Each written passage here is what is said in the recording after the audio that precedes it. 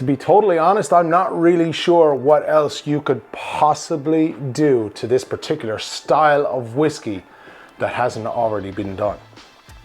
I just don't know.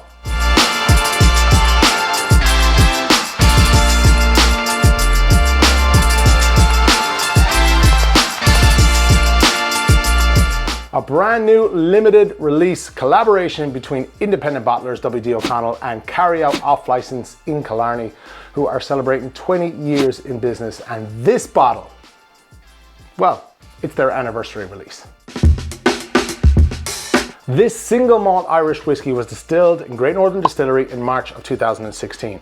Initially matured in ex-bourbon barrels and finished in Carryout's very own Buffalo Trace cask, which they had Western Herd Imperial Stout aging in for 5 months. They took their whiskey out of the Buffalo Trace cask, sent it to Western Herd, filled it with Imperial Stout, sent it back, and it went to sleep for a little while. In fairness, Carryout Killarney aren't new to the single cask release game. They've had Power's 14-year-old single cask release, a Dunville's 14-year-old single cask release, 2 Dingle releases, and previous to this, a Buffalo Trace release, which we'll get to in a minute. This newest release from Oconnell Whisky marks the 6th single cask that they've done and the first time they've used an independent bottler instead of a distillery. The significance here and the beauty of it all is that they used the cask that their Buffalo Trace release came in to help finish and age both the whiskey and Imperial Stout they released alongside this whiskey. I don't have the Imperial Stout here, I actually forgot to collect it. I've done a few videos on WD Oconnell. They're independent bottlers that release some really high quality and high-end whiskies from not only Ireland, but they have a release from Scotland too, the Lochlindale. My first video I ever did on the channel back in 2020 was actually the Oconnell 18-year-old PX series, and it was of course phenomenal. They do great whiskies. The only downside to that is they sell out very quickly, typically because of the relatively low bottle numbers, which is not a bad thing for a company by any means, just sucks for drinkers like me that wants to get our hands on it. You gotta be quick. Jumping back to this single malt, we again revisit Great Northern Distillery. We've seen a lot of that in recent times, and we're going to be seeing a hell of a lot more G&D releases in the coming months and years. It's really starting to come of age here in Ireland, really coming into its own. And to be honest, I almost feel at this point like it's everywhere. I mean, our own Christy's Bar single cask was a 6-year-old single malt from Great Northern Distillery. That's, you know, what Great Northern do. That's their business model. They supply whiskey to distilleries and independent bottlers in bulk that have their own whiskey or their own whiskey is not ready yet. Off the top of my head, I don't think they really have a brand of their own. So with that in mind, you can really see how they're trying to be unique here and do something different with this single malt. It can be a challenge to do that, you know. So luckily for Carryout, they held on to their Buffalo Trace cask, sent it to Western Herd Brewing in County Clare, where they had the cask filled with Imperial Stout and aged for 5 months.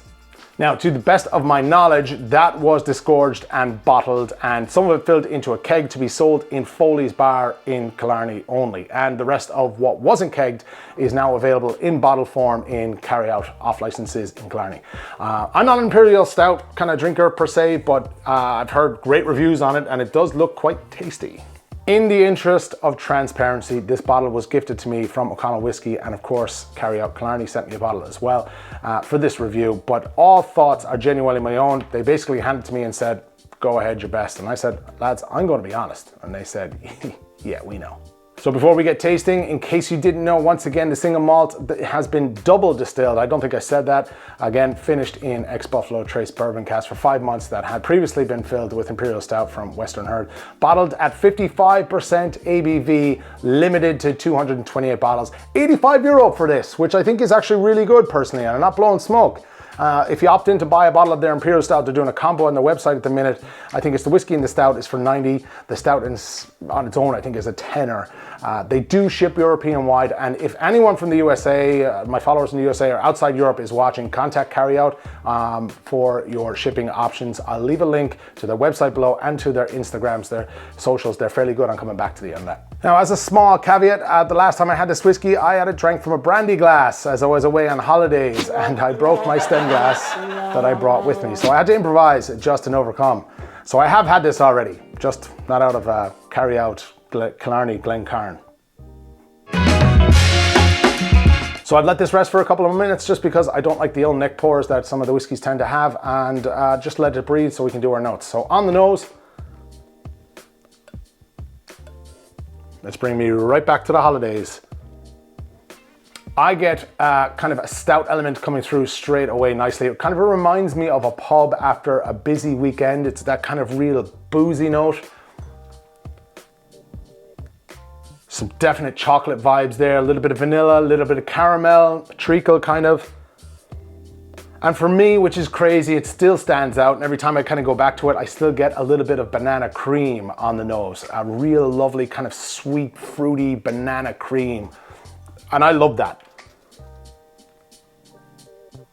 Then you're getting your G&D malt, you're kind of getting the apples and pears. What I tend to go to when I'm thinking single malts, whiskeys, I get a lot of orchard fruits like apples and pears. There's even a bit of kind of a nuttiness in there, walnut or a Brazil nut, I'm not really sure which one, but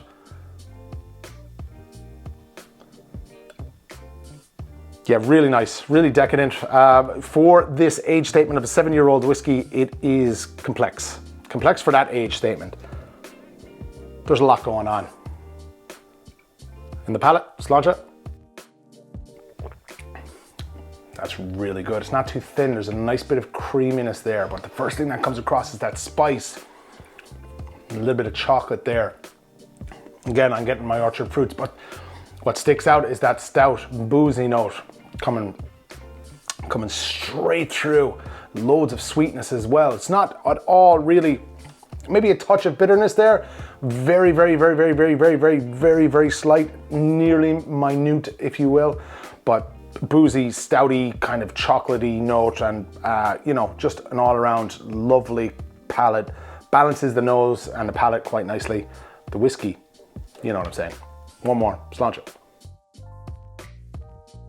On the finish, a lot more nuttiness coming through on the finish than I was kind of expecting initially, and it's kind of changed. I don't remember getting that much kind of nuttiness previously, I haven't tried it, but it's not in a bad way. I do like quite a nutty whiskey, but along with that nuttiness, a nice bit of chocolate and, you know, a decent bit of spice. Again, not a crazy spice. I think the palate had the most amount of spice, definitely, but it tapers off. Still coated the mouth, still boozy, still sweet, not overly drying, surprisingly complex for its age, for 7, you know? Great mouthfeel to it, great finish. I mean, I act like I'm surprised, but any kind of whiskeys I've had from W. Dealer, not blowing smoke. I know Dahi well, and I know John Fleming and Carryout quite well. And I did get an opportunity to try this in the higher ABV, but yeah, well done, lads. Stand by for my thoughts, but that is a smashing dram. Okay, so my opinion on this is that it's a fantastic whiskey. There's no denying that for a 7-year-old single malt that has spent some time in bourbon and an ex-Buffalo Trace cask that initially had Imperial Stout in it. You've got so much going on for that age and that time spent in those casks. Complexity is there, nose is there, mouthfeel is there, finish is definitely there, and there's nothing askew with it. I think the 55% ABV was a good choice to go with. Again, I did have an opportunity to try it at a higher ABV, and it wasn't bad. It was just, you know, this is a nice kind of biting point that I think that they found there. I would 100% recommend that A, you try this, and B, if you have the funds, €85 is not a bad price. Go and pick yourself up a bottle. I don't think you'll regret it personally. I think it's something that you'll come back and say, hey, Brian, you were right about that being a savage, stout, finished Irish whiskey. Now, if you have had the opportunity to try this whiskey, you have a bottle and you agree with me or you don't agree with me, let me know your notes and your comments in the comment section below. We're gonna get plenty more whiskeys on the channel. Like I said, we're back into a new series here of whiskey and whiskey, and what a bottle to start out with. Carryout Killarney and W.D. Oconnell release 7-year-old stout finished single malt Irish whiskey. It's been an absolute pleasure. Pick yourself up one if you can. I'm the Whiskey Chaser Brian, and I will see you again next week for more great Irish whiskey reviews. Sláinte.